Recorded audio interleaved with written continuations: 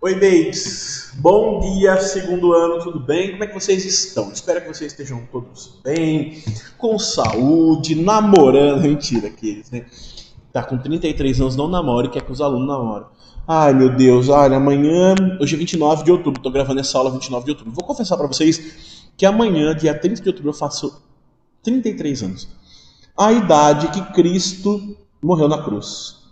Foi nesse ano, aos 33 anos, que Jesus levou a pior traição da vida dele. Ai, eu sabia que 2020 ia ser assim. Tá começando com muito lamento a nossa aula de hoje.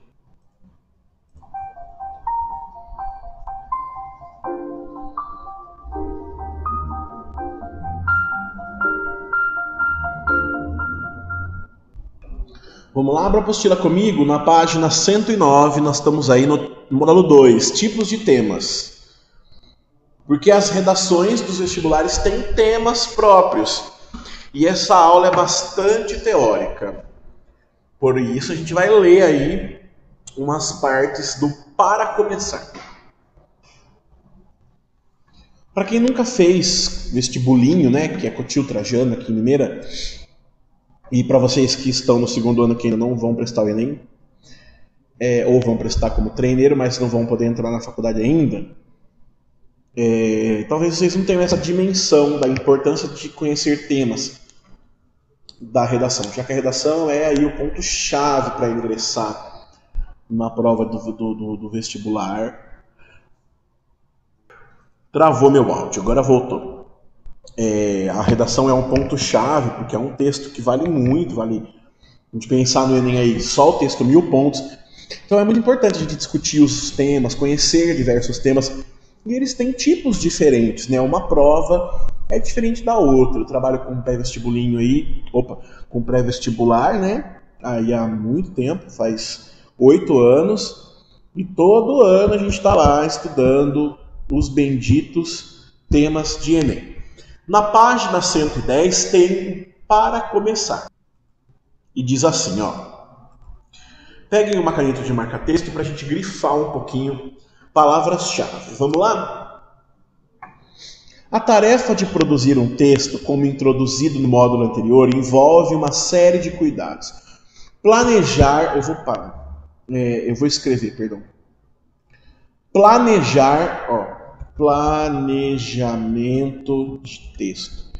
Isso aqui é muito importante para o seu texto nascer com perfeição. Aliás, tudo aquilo que nasce planejado nasce com perfeição. Pode ver que filhos planejados têm perfeição. Agora, criança que não foi desejada vira aquele inferno. Texto planejado é muito importante. Planejar, pensar, organizar, escolher os argumentos certos, em ordem de importância, pensar em contextos históricos, filosóficos, sociológicos, artísticos. Olha, se você sentar, pegar a caneta e começar a produzir o texto, você vai se lascar na prova. Muitos acreditam que escrever resume-se a um ato de inspiração, né? Eu sentei lá na prova, eu vou ter uma manifestação PPO lá do Chico Xavier e eu vou, psicografar uma redação. Não funciona assim. Algo meramente intuitivo e acabam desconsiderando o processo racional de produção de texto. Agir com a razão, estratégias linguísticas também, gente, é muito importante, né? Tudo isso. Ah, meu Deus. Vamos lá.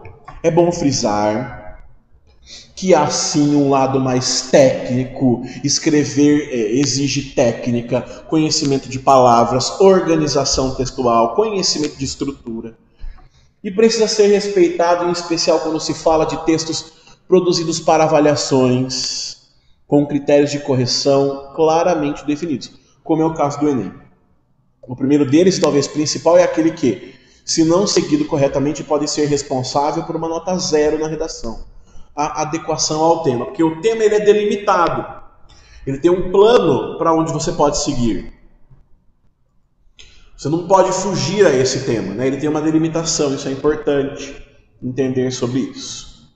Essa competência, cobrada pelo Enem na correção da prova, avalia se o aluno foi capaz de compreender a proposta de redação, aplicar conceitos de várias áreas do conhecimento para desenvolver um tema dentro dos limites. Eu vou grifar isso aqui.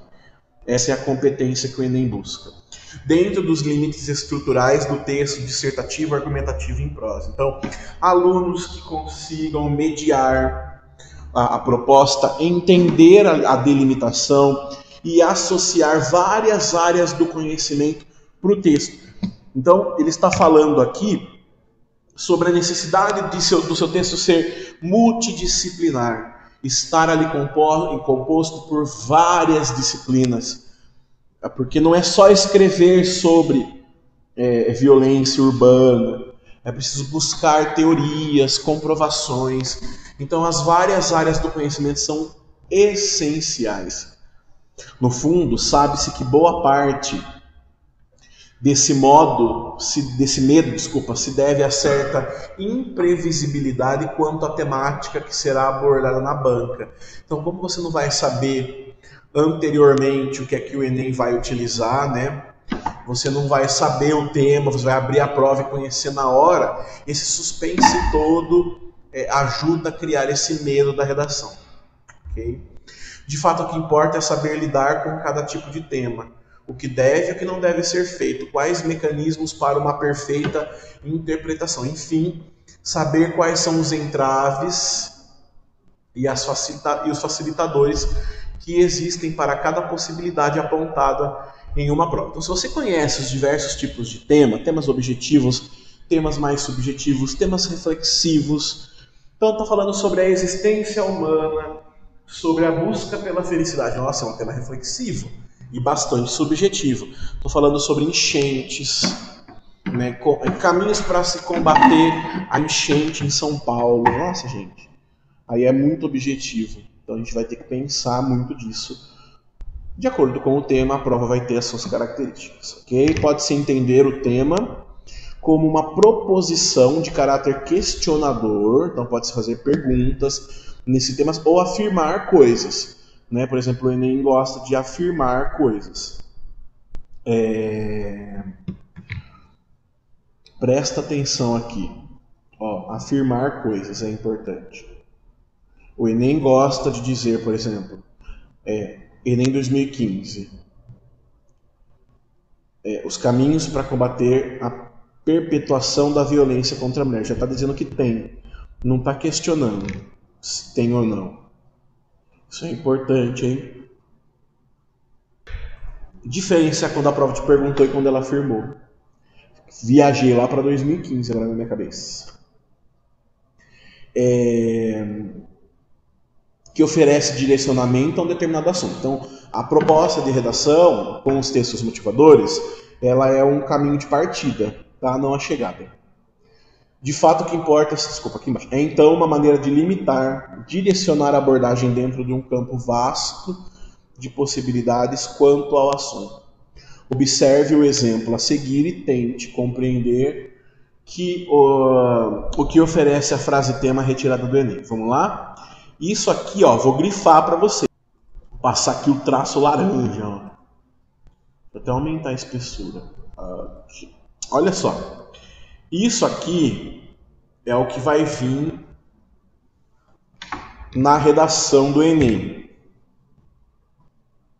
Com base na leitura dos textos motivadores seguintes e nos conhecimentos construídos ao longo da sua formação, redija um texto dissertativo argumentativo em norma padrão da língua portuguesa sobre o tema.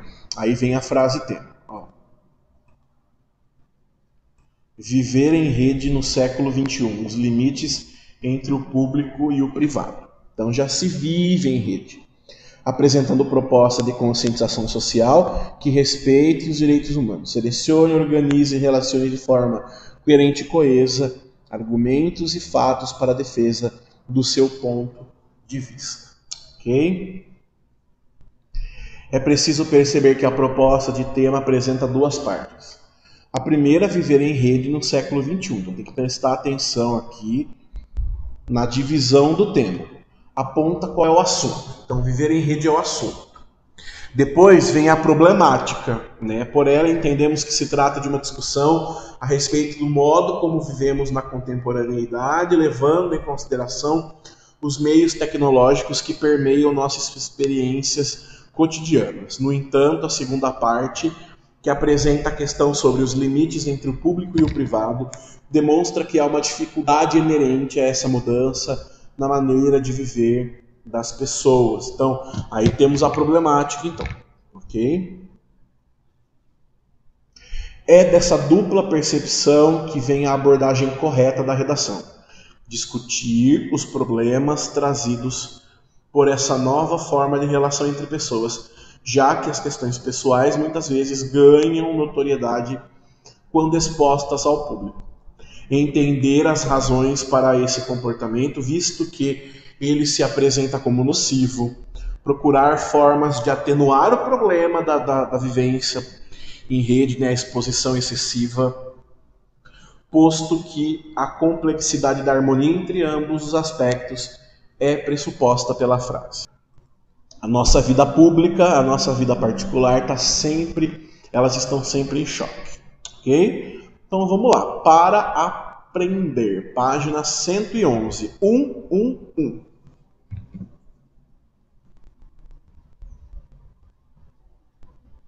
Tipos de temas, então. O que nos espera na prova do Enem? Ou da Unicamp, ou da FUVEST, ou da Unesp, ou de outros textos aí que você pode escrever, estou falando carioca agora, para os vestibulares. Vamos lá? Os tipos de tema. David, para de fazer apropriação cultural. Aff, que gente chata. Ó, os tipos de tema, vamos lá. Nós vamos classificá-los em dois, reflexivos, ó. Reflexivo, que é um pouco mais subjetivo, e objetivo. Ok, vamos lá. De forma bastante prática, podemos dividir os temas em dois grupos. Aqueles cuja proposta de se observa uma maior característica reflexiva, olha lá, grife. Então, quando eu penso sobre aquilo, quando eu reflito sobre aquilo, quando eu olho sobre aquilo.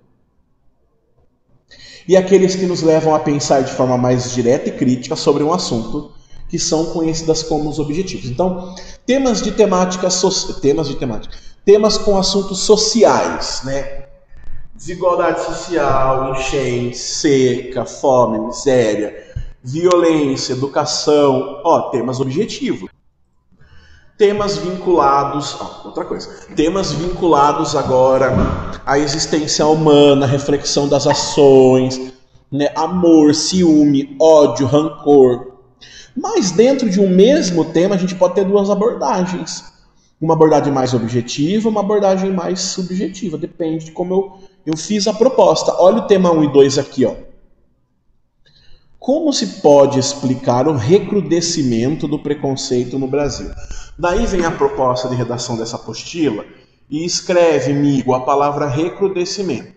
Eu queria dizer para quem faz essa apostila que eu não sei o que é recrudescimento. Aí, obviamente, eu fui até o Google, dei um Google e a gente fez assim, ó. Ok, Google, o que significa recrudescimento? Aqui está a definição de recrudescimento. Ato ou efeito de recrudescer, recrudescência. E aí, a mulher do Google não falou nada com nada. Tá bom, eu vou ler a outra parte. 2. Surgimento, eu vou ler com a voz do Google. Surgimento com maior intensidade, recrudescência. Assim. Então, surgimento com maior necessidade. Com maior intensidade.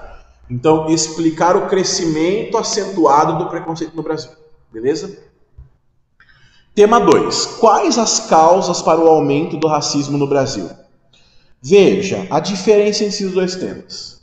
Mesmo que, em um primeiro momento, ambos os temas sejam muito parecidos, alguns detalhes fazem com que a abordagem pedida seja diferente. No primeiro, a palavra preconceito dá uma abertura maior ao tema. Então aqui nós estamos falando de preconceito e aqui nós estamos falando de racismo. Preconceito é uma forma geral de se falar sobre problemáticas de juízo de pessoas, com ações. Quando eu falo racismo, eu estou especificando o tema. Estou abordando ali para a questão racial, para a questão de cor de pele, origem e etnia. Então, quando eu falo racismo, é muito mais,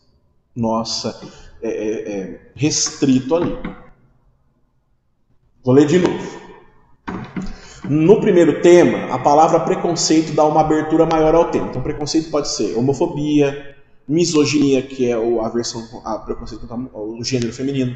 Pode ser xenofobia, que é contra as pessoas de outras origens. Pode ser preconceito religioso contra pessoas de religiões diferentes da sua. A gente pode não gostar da cor da zebra. A gente pode não gostar da cara do professor. Preconceito com peso, gordofobia. Ai, que geração chata, tem preconceito pra tudo. É o ser humano, meu filho. Já o tema 2 especifica, racismo é com cor, tá? Já no segundo... Assim, restringir apenas uma manifestação de preconceito seria errado. Então, quando eu falar de preconceito, eu tenho que abranger, generalizar. Quando eu falo racismo, não. Já no segundo, racismo remete a um tipo específico de preconceito, o que faz com que a ampliação da palavra para outras formas de intolerância configure falha. Então, se eu estou falando de racismo, eu não posso falar de homofobia. Estou falando de cor de pele. Negros, porque racismo só tem com negro, viu? Não tem racismo reverso, não. Esse negócio de brancofobia, pelo amor, não me fala um negócio disso. Não vê com racismo reverso que me dá urticária. Está falando do preconceito contra negros. Além disso, o uso da palavra recrudescimento, que ninguém sabe o que é, nem o Google, na primeira proposta sugere um problema que já apresentou índices altos. Obteve uma redução e voltou a crescer. Então, o Brasil conseguiu melhorar o seu desempenho, preconceito é ótimo. E aí depois, agora está aumentando de novo. Na segunda, aumento simboliza apenas o crescimento de uma situação de menor gravidade anterior. Então, o racismo esteve num momento de tranquilidade, agora subiu. Racistas, morram. São de fato temas diferentes, ainda que possuam uma raiz comum. Preconceito e racismo são palavras ali do mesmo campo semântico. Portanto, escrever bem significa antes ler bem, entender diferenças de palavras, ok? O que importa é saber como agir diante de cada tipo de tema, interpretando de forma adequada. Para isso, nós vamos aprender aqui então temas objetivos e temas reflexivos. Para essa aula, eu vou fazer os temas objetivos. Para a próxima aula, eu vou fazer os temas os reflexivos. Tá bom? Pode ser? Enquanto você fala com o Google. Ok, Google. Você pode contar uma piada? Esta é do mesmo autor do Pavê ou Pra Comer. Qual o país que distribui cana-de-açúcar? Canadá.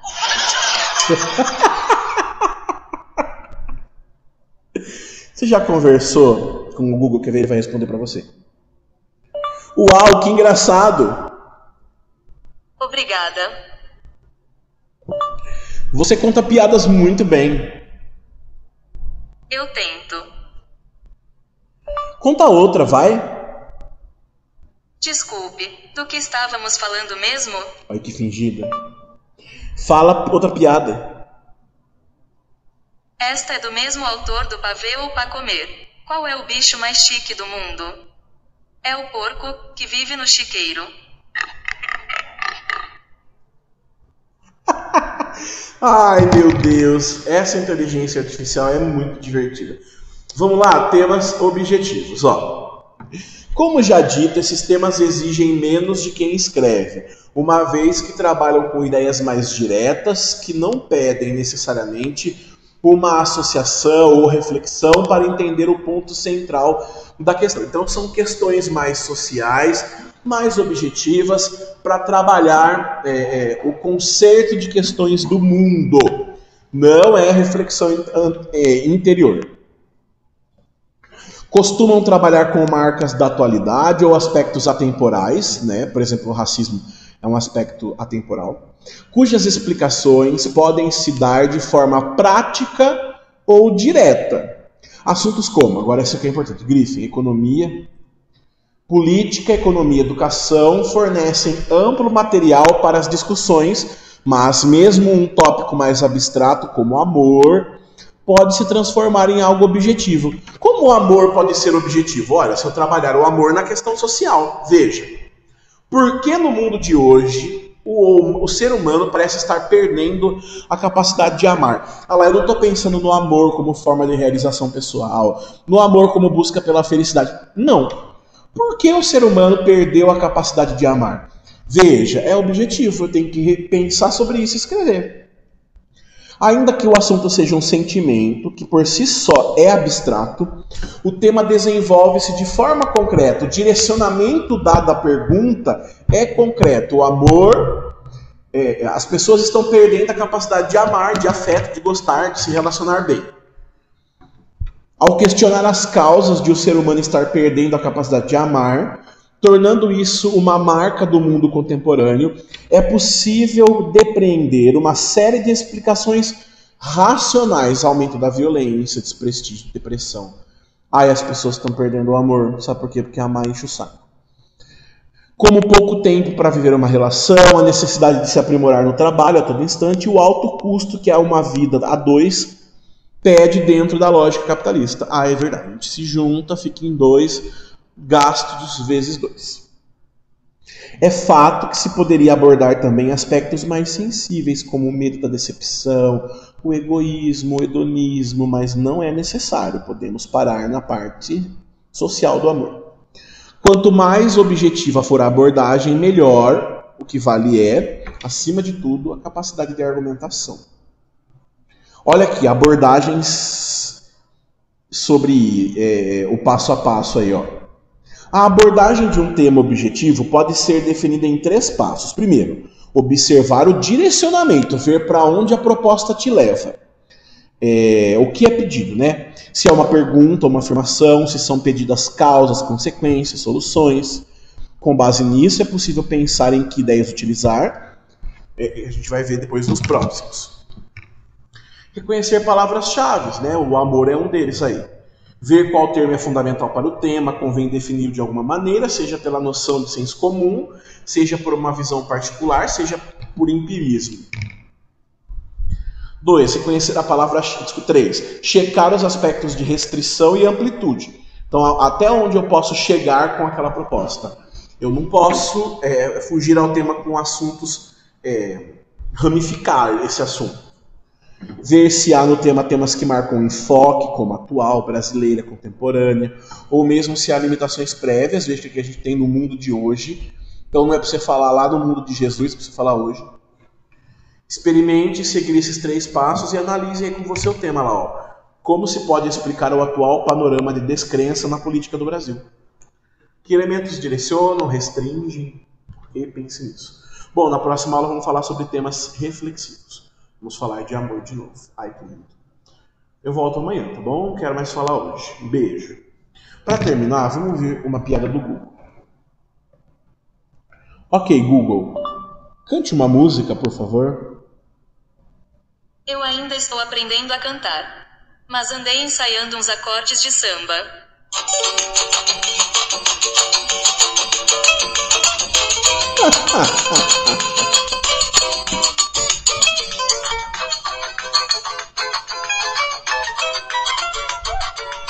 E é com esse samba do Google que eu vou embora.